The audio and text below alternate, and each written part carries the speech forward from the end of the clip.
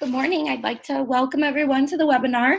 It's just a couple of minutes before the top of the hour, so we'll wait for the rest of the folks to join and we'll get started right at 9 a.m.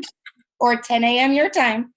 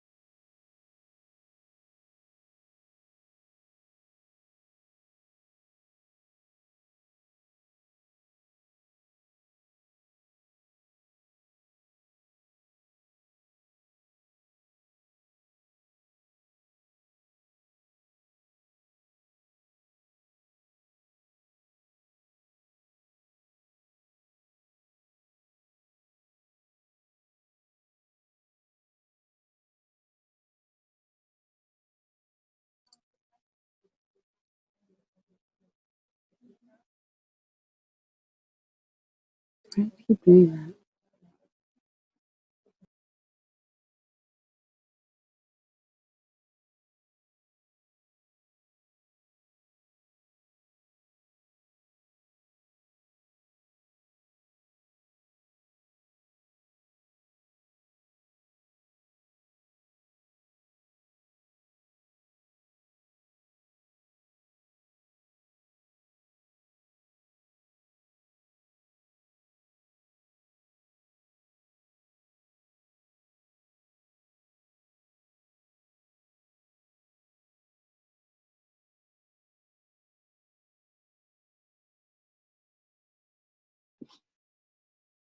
All right, well, let's go ahead and get started.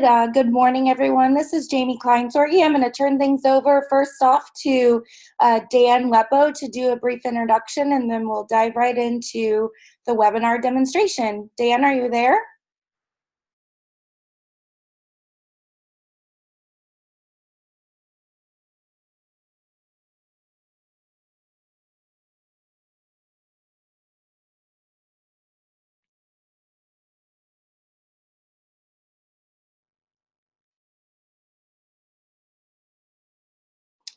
All right, well, I'm not hearing Dan, so I'm just going to go ahead and get started. I see that he's on, but it doesn't look like he's connected to audio yet. So if I could just have someone type into the chat that you guys can hear me okay, so I know that everyone can hear me and see my screen, that would be wonderful.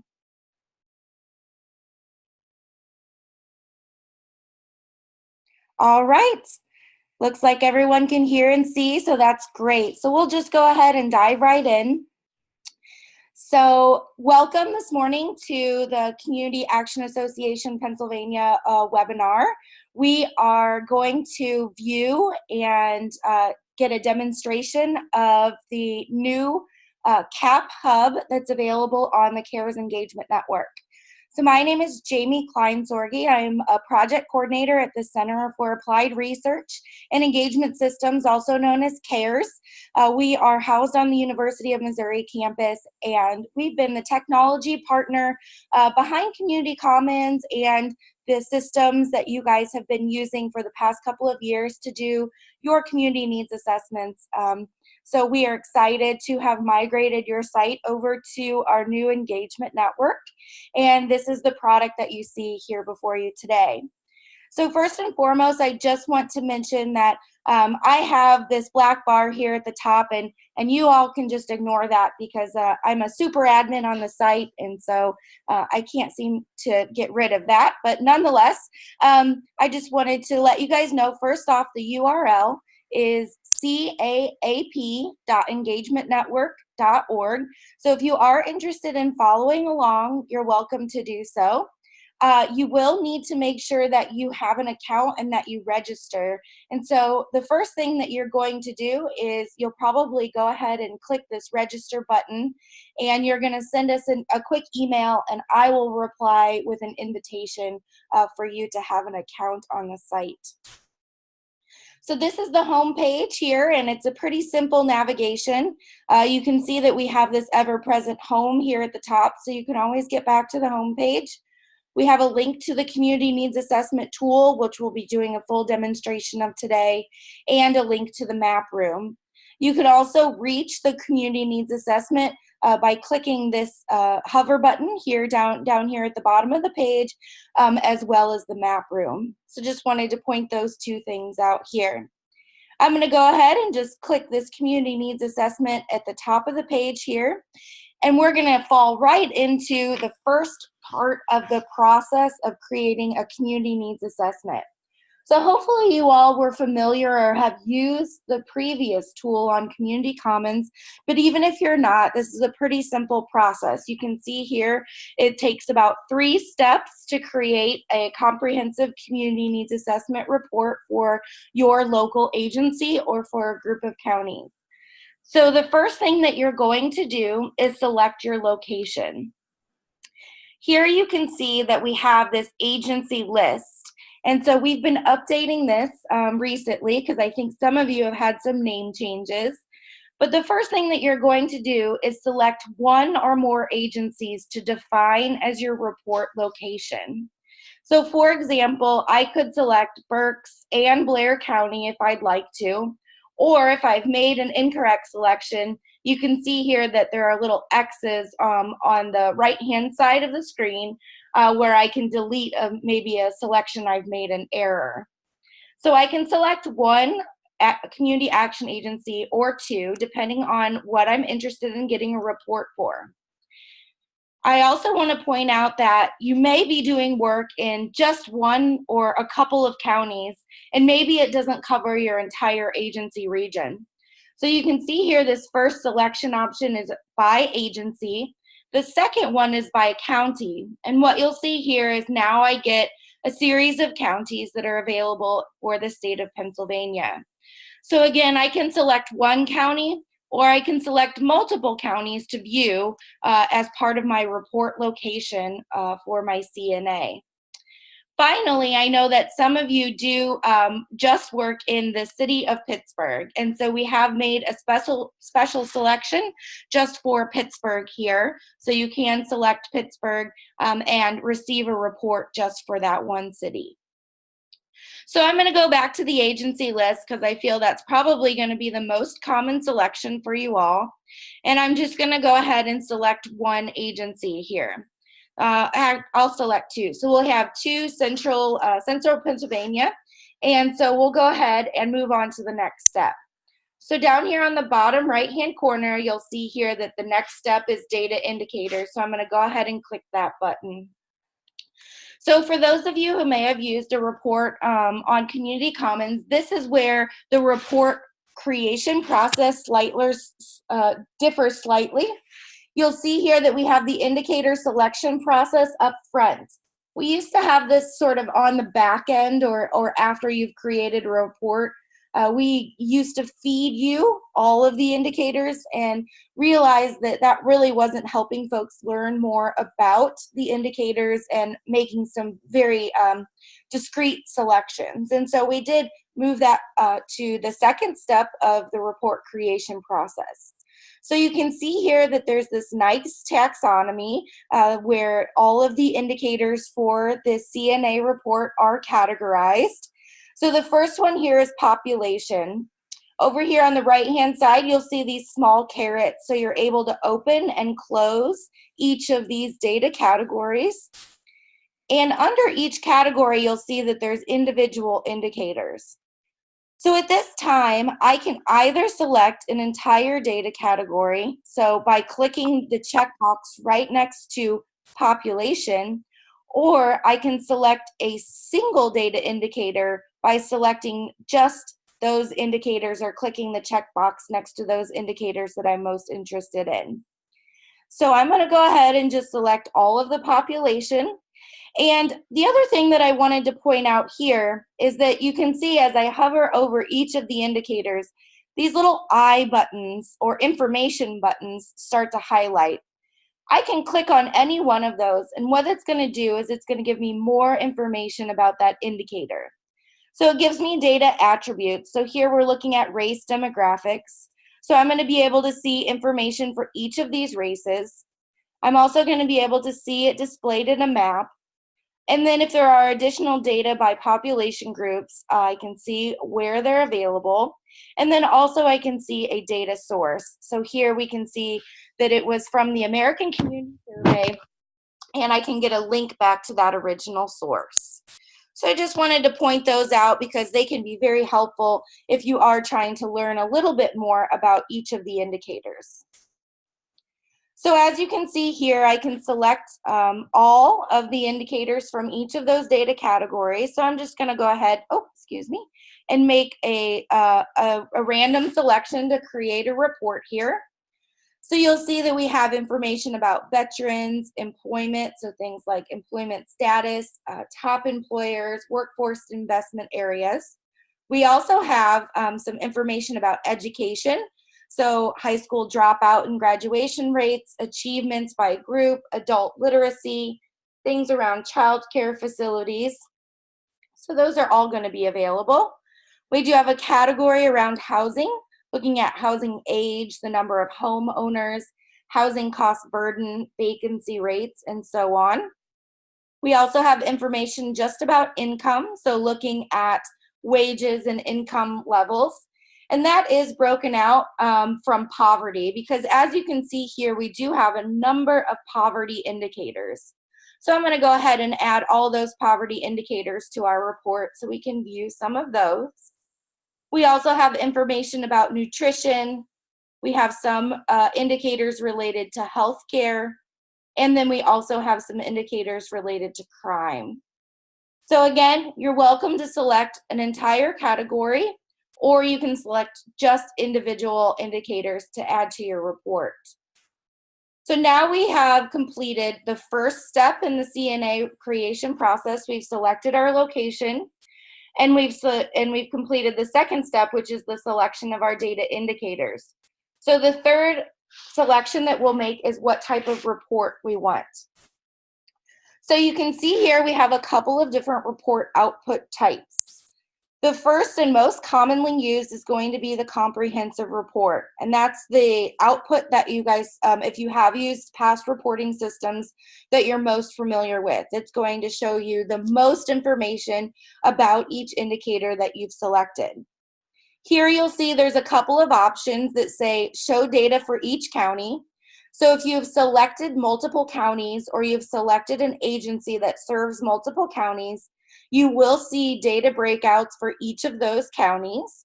So you can turn that on or off. You can show data by population groups, and so that's going to show you indicators that have breakouts for race, ethnicity, gender, and age. And then we have an option of show maps when available. And this is new because oftentimes we found in our old systems, folks would print the reports that they had and share those with others. A lot of us don't have a color printing budget, and so printing black and white maps isn't very compelling. So you can actually just remove those maps from the final output, and it will still display the data tables and the dials and those types of things, but just the maps will be removed. So I think that's a nice feature to have there. Looks like we might have a question. Okay, so it looks like maybe someone's having trouble with audio. So I just want to double check and make sure that everybody can hear me.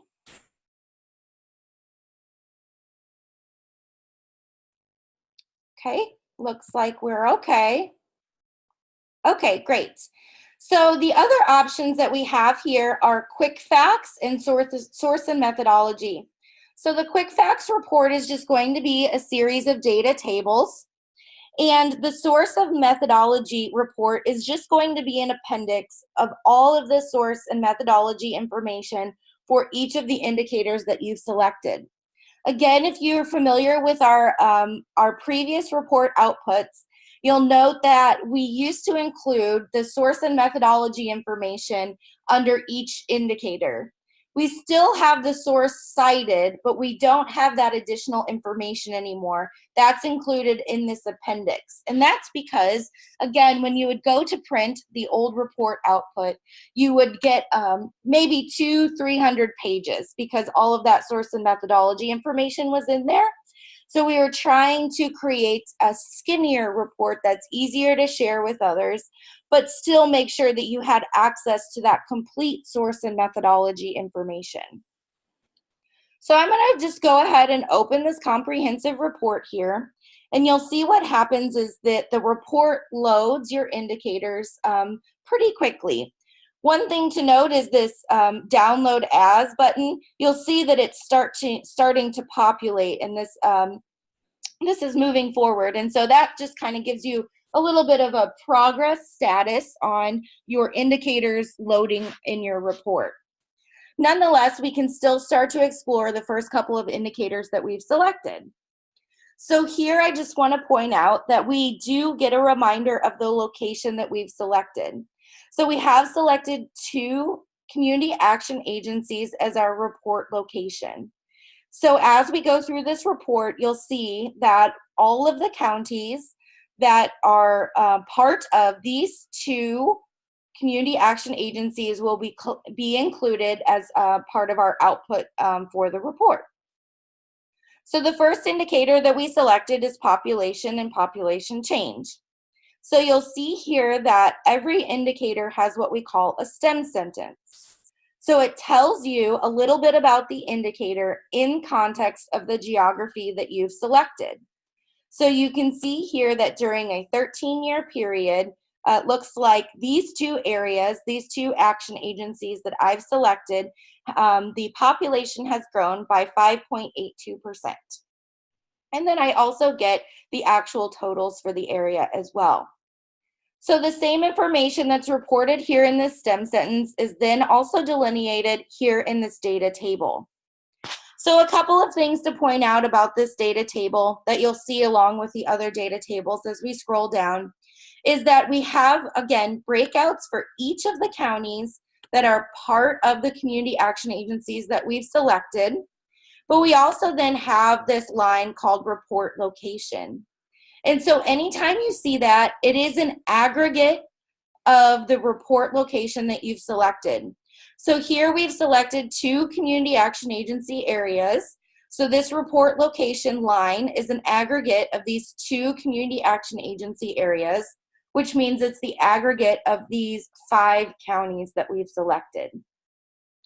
So you'll see here overall that it looks like that area that we've selected, that aggregate area, has increased by 5.82% in terms of population. We can see, though, then that we have information for each of the counties within that area, and we can see that it looks like, for example, Center County is making up the majority of that population increase, while it looks like Clearfield and North Cumberland County are making up, they have some decline in population. So it's very helpful to be able to see the county breakouts, and I'll use another indicator as an example as well, but it really helps you focus or target certain areas where you may be doing well or poor in certain areas. So here, if we wanted to focus on, for example, increasing population in certain areas, we probably wouldn't spend much time in Center County, but we would spend more time in these 2 counties where we've seen quite a significant population decline. In addition to being able to see the aggregate report location and each of the county information, you can also see information for the state of Pennsylvania and the rest of the United States. We find this to be very important for benchmarking purposes. So while you're able to also compare maybe your county or your region to those around you, you can also then compare how you're doing to the rest of the state of Pennsylvania and the rest of the United States. Anytime we can display this table information in a dial as well, we'll do so. So that's what you're seeing here over on the right-hand side. we're looking at the report location, again, which is that aggregate number of the 2 agencies we've selected, the state of Pennsylvania, and the rest of the United States. You can click on these. This is an interactive data visualization.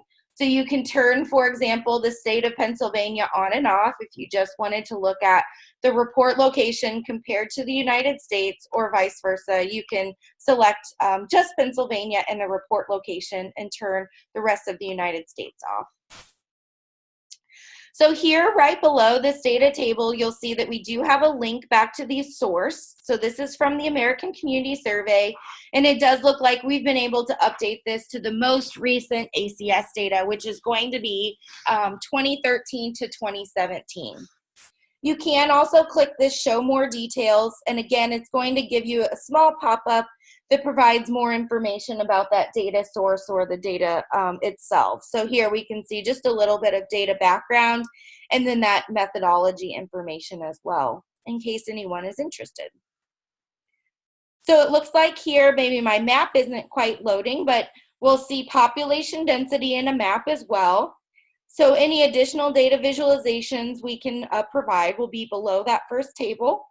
You can see population change in a bar graph here. So we look at the United States compared to the state of Pennsylvania, compared to the report location. So these are hoverable, as you can see as I hover over them, gives me the actual values.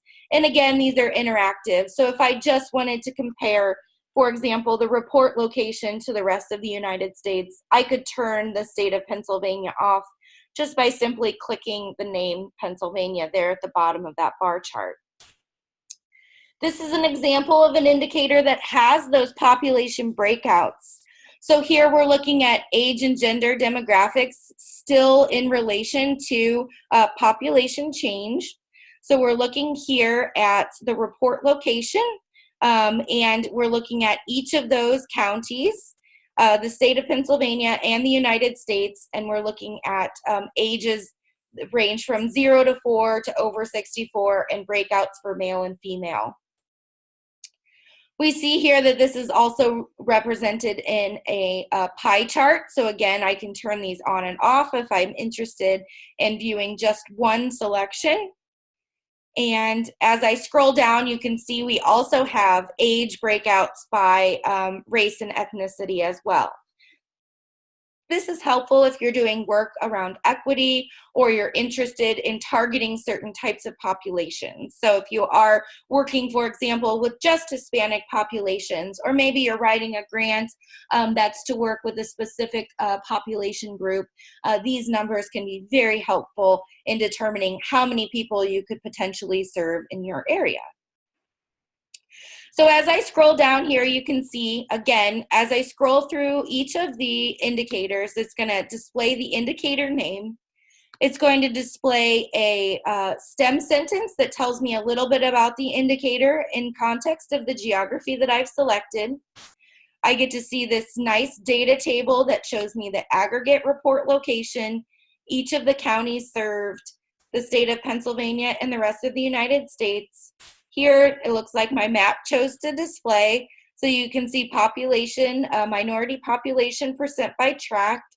You can view this larger map, just as an FYI. If you were to click this button, it'll open in the map room in a new window. And we'll do some exploration of the map room as soon as we're done here getting through the report. But you can see that that displays very nicely in the map room. As I scroll down, you can see that each of the indicators basically follow the same pattern. And so if you want to be able to scroll through each of the indicators that you've selected quickly, I want to point out that at the bottom of the screen, you can see that this round menu button, it's actually called a hamburger menu. I didn't know that until recently, but now that you know it's a hamburger menu, you'll likely see them everywhere. You can click on that, and what's going to happen is it's going to open a small pop-up menu that shows you all of the indicators that you've selected as part of your report. So you can see here I can sort of hover over each of these, and if I were to select one, for example, unemployment change, the report is automatically going to scroll to that indicator that I've selected. So it's just a quick way to be able to jump between indicators. So here I've gone from, for example, to unemployment to poverty, and then I can again select go from poverty to, for example, supplemental security income, and you can see how that sort of jumps between each of those indicators on my screen. So I'm going to go back up to unemployment change here, and we're just going to look at this one final indicator. So again, we have this nice stem sentence here. We have our data table that tells us a little bit about unemployment through over time. So this is why I wanted to display this indicator, is because the other options that we have, or the other display options that we like to have, are change over time. And we know that this can be very important to really understanding the context of your work and your community. Not all indicators lend themselves to change over time or are available consistently from year to year, so we can't always display change over time, but where we can, we do make that available. So you can see here, unemployment is a great example. We can look at unemployment in the month of August from 2015 to 2018, and we can look at the rate change, the total rate change for, again, the report location, each of those counties that are being served, the state of Pennsylvania, and the rest of the United States. We can also see that represented here in a dial. We can see it viewed here in a map as well. And then you can also see things like 13-month unemployment rates. So that is information that we have. And this one actually displays this nice change over time chart. Again, I encourage you to hover over all the data visualizations, because you can see here that I can get the actual values as over time information is available. So the other thing that I want to point out in terms of navigation, so just here, remember, we can jump between indicators by using this nice hamburger menu. And then over here on the right-hand side is this grayed out arrow. And it's helpful because it's going to be able to take me back to the top of the report. So if I'm happy with my report output and I've done enough data exploration and I'm interested in either downloading the report, saving the report, or sharing it, I can do that here at the top, right under that report selection. So here you'll see that we have an option that's download as. So you can download this report as a PDF, so it'll give you a PDF output, or you can download it as a Microsoft Word document. So in either case, it's going to bring over all of the elements that you see here on your web page. So you'll get that data table, you'll get the dials, the charts, the graphs, and the inset maps, unless you've not selected to include the maps. And in the Microsoft Word option, it's very nice because really this is just a starting point for your community needs assessment process. You all have stakeholder interviews and maybe local data that you'll need to incorporate into your final product.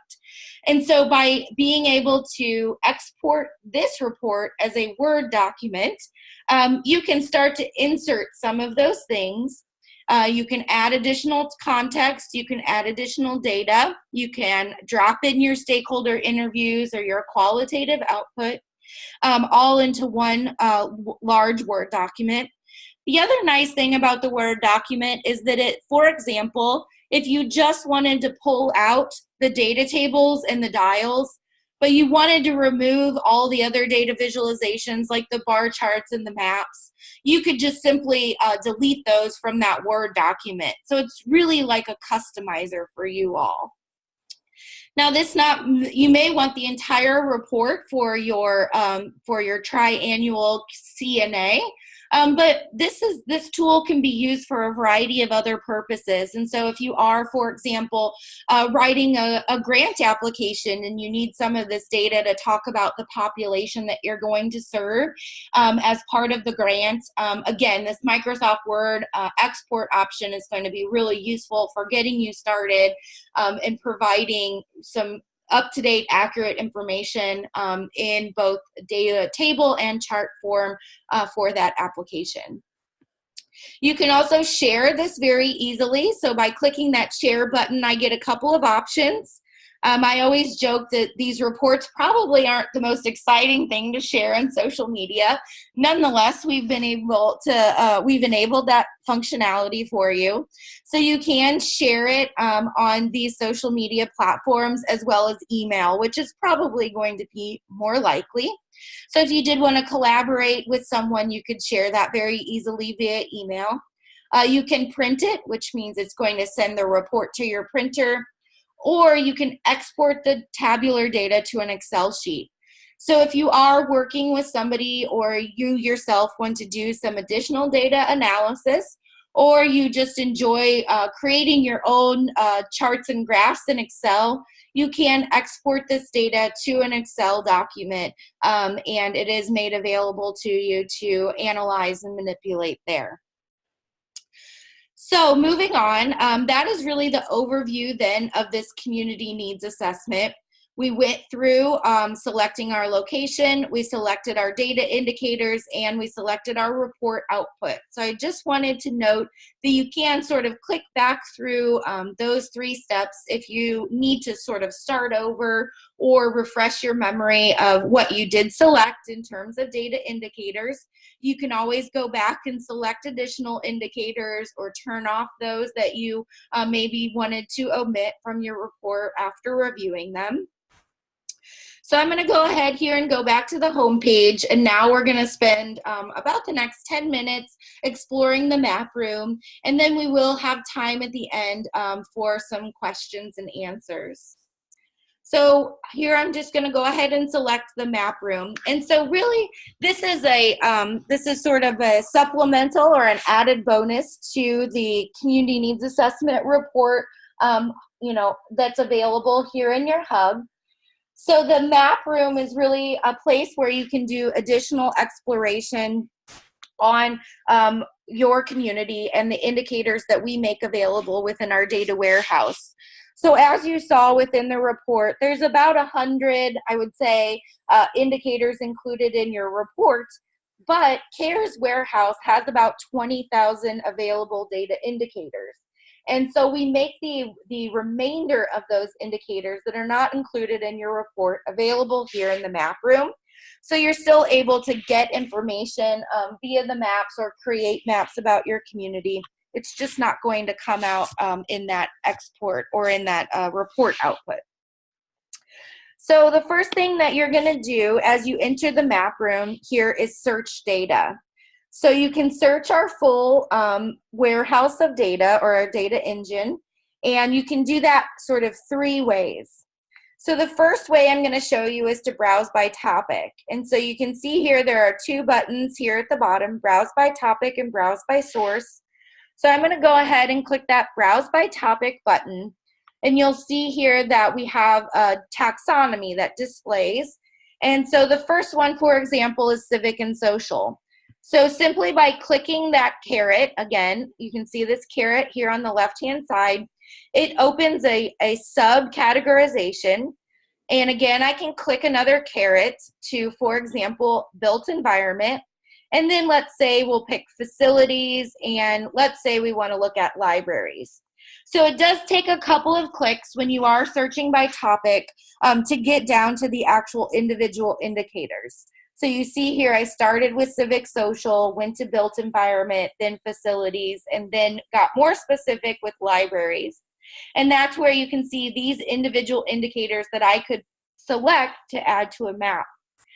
In order to select an indicator to add to a map, it functions just like the report, and you're just going to simply click the checkbox next to the indicator that you're interested in. I can select all library outlets, all museum facilities, etc. And again, you can see this little information button next to each of the indicators. And this is nice because, again, it tells you a little bit about the indicator that you're selecting to add to your map.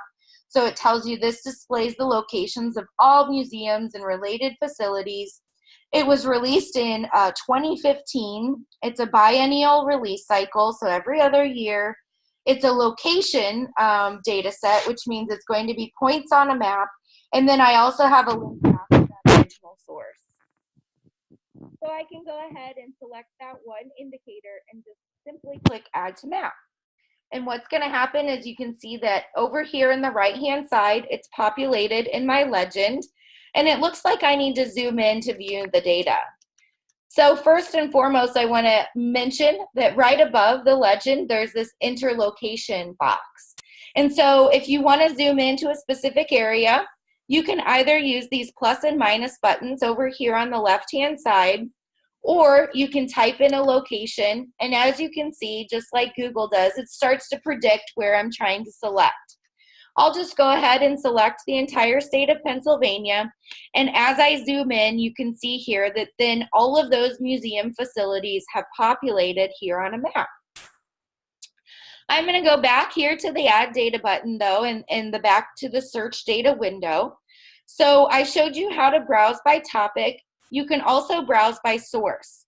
So if you are looking for a specific data set and you know the source, you can use this search by source. Or if you're simply just exploring what we have available in our data engine, this is a great place to sort of do that exploration, because you can sort of see the variance between the available data that we have. So things like Census of Agriculture, you can see all of the information that we have for under agriculture. So if you're ever interested in, corn grain operations, or maybe hay, you can add those quickly to a map and be able to see those. Scrolling down here, we have information related to the environment. We have information related to crime. We do have some eviction lab data, so some eviction information. So that was some pretty interesting data that we added within the past year. You can see here we've got it over time, all the way back to the early 2000s. So I can just click and add one of those eviction data sets. We have information from the IRS, for example. We have broadband information, which I know is sort of a hot topic right now all across the nation. Information about droughts, weather. We have some Nielsen reports, which is some proprietary data, cancer profiles, substance abuse. So that would include some of the opioid data, which is another hot topic. And as you scroll down, you can see all of the information that we have. So I would just encourage everybody to explore the data source information that we have. Or again, if you know a specific source and you're looking for an individual indicator, this is another way to search. So I can go ahead and add that layer to the map that I've selected. So it looks like we're looking at evictions at a place level alongside museum facilities. I'm going to go ahead and show you that here, I decided I don't want to actually look at those museum facilities. So what I can do is, again, you can see this nice little hamburger menu here over on the right-hand side. If I can click that, I can actually get data info, or I can remove the data. So now we're just looking at evictions, rate per 100 rental homes by city for the state of Pennsylvania. Finally, I'm going to go back to this Add Data button one more time and back to the Search Data window and show you the third way to find data within our system. And that's to search by keyword. So here, for example, I can type in the word poverty. And again, just like Google, it's going to do some prediction for you. It's going to say, are you looking for population below poverty level, below 50% of poverty, 138? And you can select one of these options, or you can simply select the search button, and it's going to populate all options that are related to that search term. So again, my search term is poverty, so all the data layers related to that search term. So it looks like here there's about 378 different poverty layers, and that's because we have a lot of historical poverty data. You'll see that most of it comes from the American Community Survey, but we do have some other sources as well. And then you'll see here that we do have population below certain percentages of the poverty level. There are also some that are broken out by age. I do want to point out, to see or view all of those poverty indicators, you will need to use this previous or next button here at the top. So it's only going to display 15 results at a time. but you can see those displayed here. So I can just continue to click next. And you'll see then we also do have poverty broken out by different race and ethnicities. So I could add any of those to a map, again, just by simply clicking this checkbox next to the indicator that I'm interested in. So I'm going to go ahead and select this population below poverty level, which is 100% of poverty. And this is an ACS, or American Community Survey layer, and it's the most recent available, so 2013 to 2017. So I do want to point out over here on the right-hand side within this search data window, we do have a couple of filtering options. We can either sort by best match, which is going to be related to that search term up here, or we can search by release date.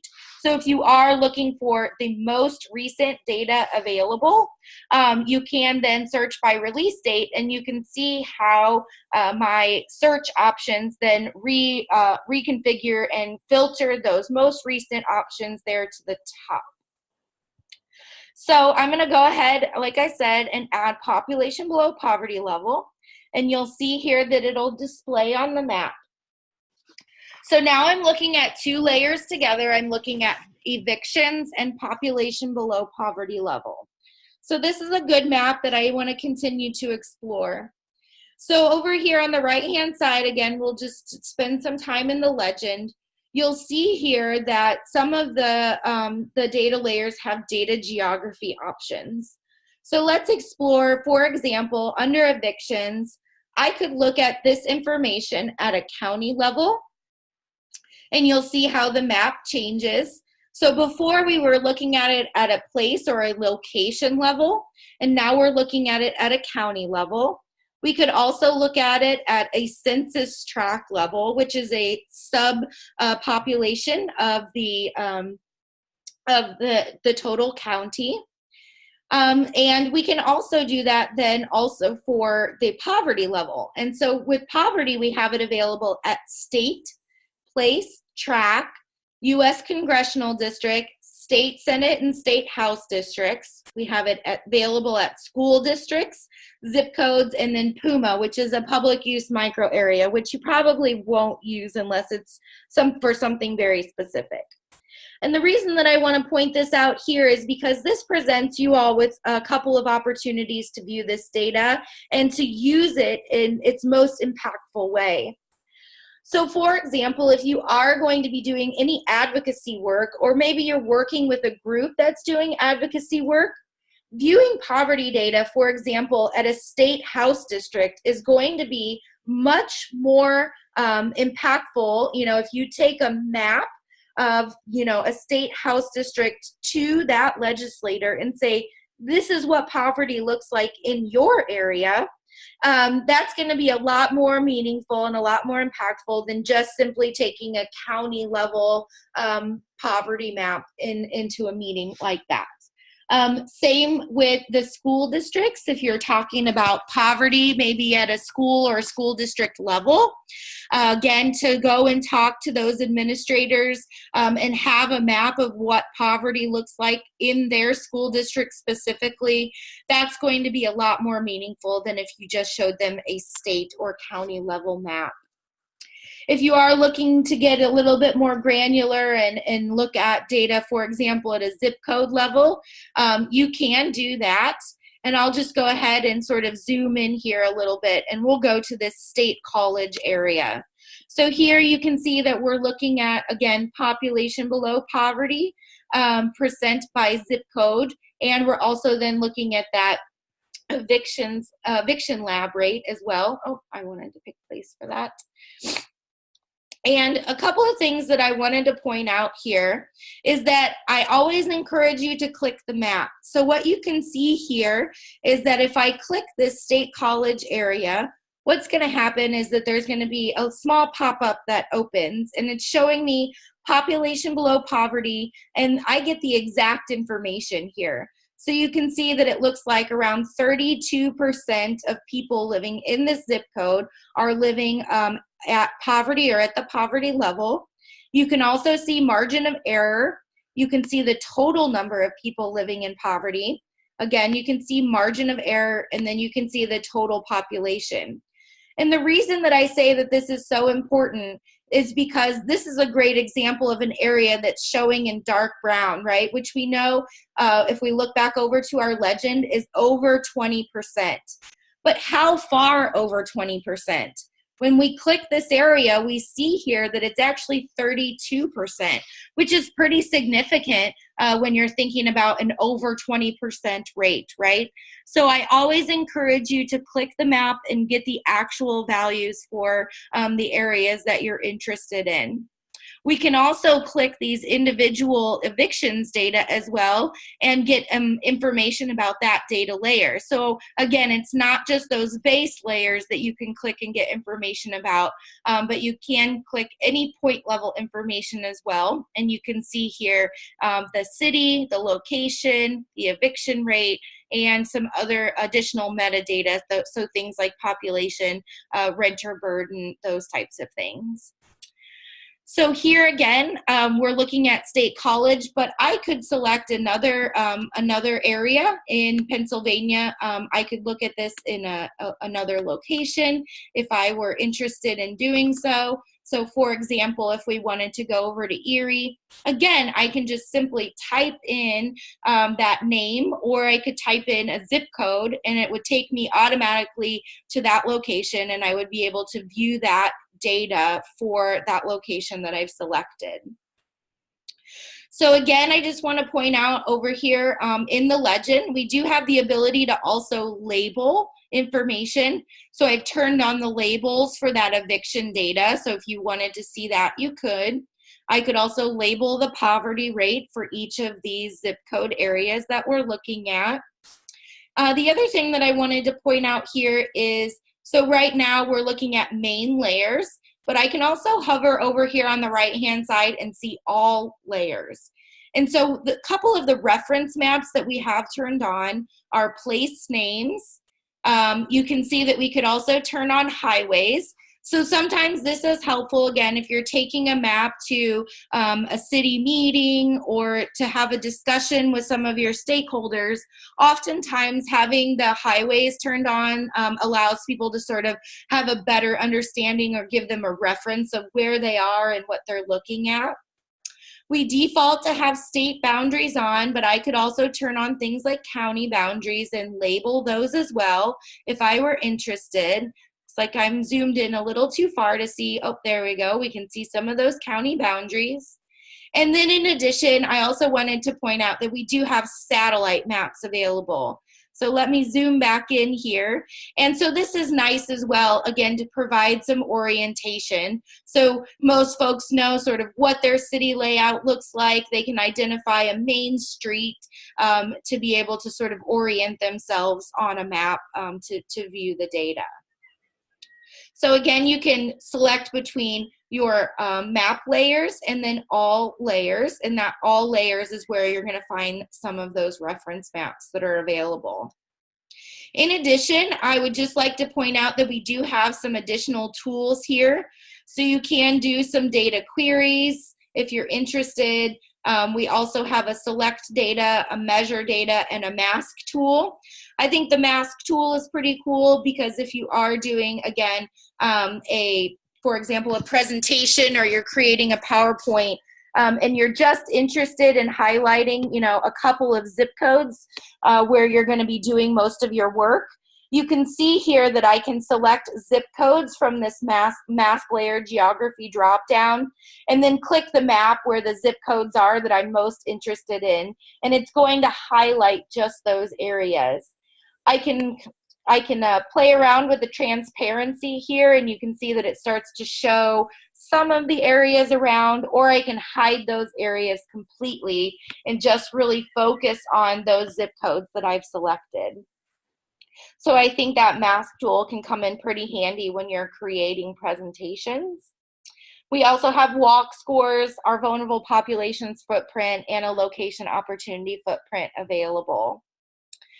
So last but surely not least, once you've created a map that you're happy with, again, we encourage you to share or export. So you can share them via social media, you can share them via email, or you can get a direct map link to share with someone. So the nice thing about sharing these maps is that folks who click on the map link will be able to view the map and interact with it. So if they live in a different location, they can change the location of where the map is displaying without compromising your map. Your map will still be saved, but it allows them to also play with an interactive map and view that data in different places. We also have the ability to export, so you can export it as a .png image file or a PDF document. The image file is going to be useful, again, if you're dropping this into a PowerPoint presentation or a report. And you can see here that we do have some additional options between the map and the map legend, what you want to display in that output. So I'm going to stop there. That's the main overview of both the community needs assessment and the map room that are available here on the site. And I would encourage you all to ask any questions that you may have now. I think I've got you all on mute, so if you do have questions, I would encourage you to use the chat function. So I'll stick around and wait for folks to ask any questions. Otherwise, the first thing, like I mentioned, that you're going to want to do is really request to register for the site, and I'll get you a username and login, and you can start using the community needs assessment report tool and the map room in your work. And we always encourage you guys to share those maps and reports that you've made and tell us how you're using them in community and how you're using them to make a difference in your community. So all right, let's see here if we have any questions. Oh, this is Dan. Okay, great. Dan, I'm going to go ahead and turn it over to you. So let me find you here. You can go ahead and start talking anytime.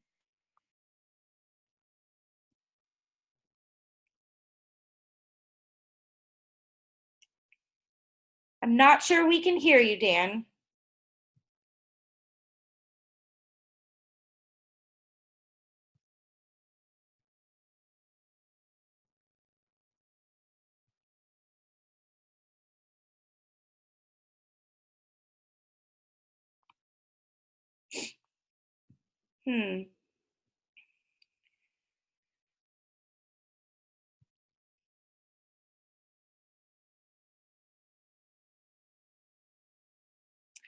I don't see that you're on the phone, Dan. It looks like you're just online. So I'll give you a few minutes to maybe dial back in. In the meantime, if anybody else has any questions, I'd be happy to answer any questions via the chat or demonstrate any of the tools or any questions that you may have about the tools.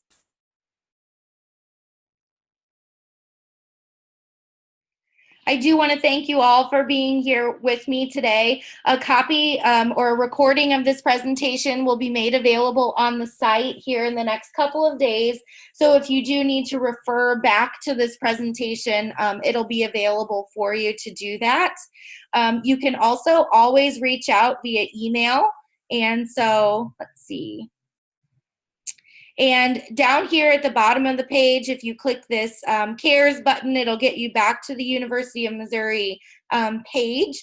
And I'll make sure to include also our info at engagementnetwork.org link down here at the bottom. So if you all do have questions, I would be happy to answer any of those questions that you may have. Dan, I'm not sure why we can't hear you. I apologize. I see that you're on. I can see that you're chatting.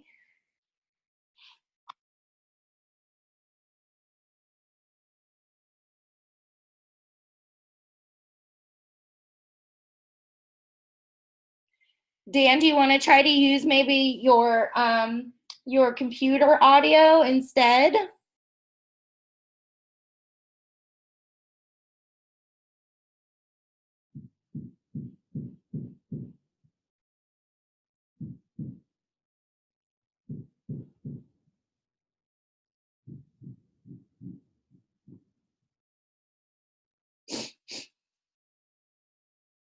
All right. Well, it looks like we are having some technical difficulties hearing Dan. So for those of you who want to stick around, you're welcome to. Otherwise, oh, all right. Here we go. Hi, Dan. Hi. Here we go. You hear me now? Yes, Good. we do. Yes, we do. Obviously, I've been one of the persons having audio issues, and that's why I didn't get on to greet everyone. I want to thank everyone who has joined us today. I want to thank Jamie for doing this excellent presentation. Keep in mind with this, folks, that this tool is a starting point, as Jamie pointed out. After that, after you get this information, you need to do the analysis to really make that assessment of what we have in our community. Point in case with that, the state college map that was shown and showing it being very impoverished, we know that that's due to a big student population there. So is it quite the same as being impoverished elsewhere? But at the same time too, yes, students are, they're in need at times. Why data analysis is important is because you need to be able to use this data to really help tell your story. And I want to point out at the upcoming symposium in May, it's going to have a lot to do with data, data analysis, how to use that. This tool, as you've seen, has much more than our previous tools have had. And we are always looking to continuously improve the tool. The map room is an excellent place to find additional information other than what we put into the basic tool.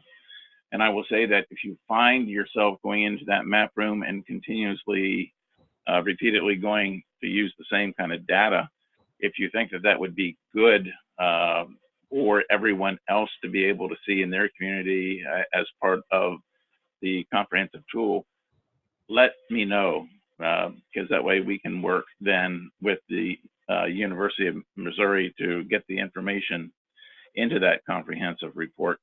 I also want to renew the call, as I put into the announcement about this webinar. If you would be interested in being part of a community needs assessment tool user group, email me or call me, let me know, because I would like to be able to meet with that group on a bi-monthly basis to see how things are going, what you've picked up. And again, through that, we may be able to find ways of being able to improve the tool even further, make it more useful for everyone.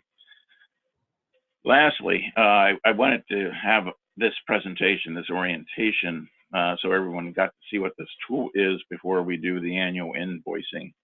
So invoices will be going out soon. The amount is going to be the same as it was last year, I'm glad to say.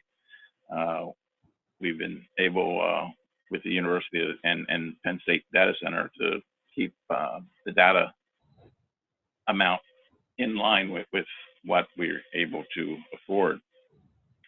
So that will be going out. But again, this is an improvement. It's a new platform. We do expect that this is going to be the last time that we moved. We know we had it on Community Commons last year. It's now with the University of Missouri.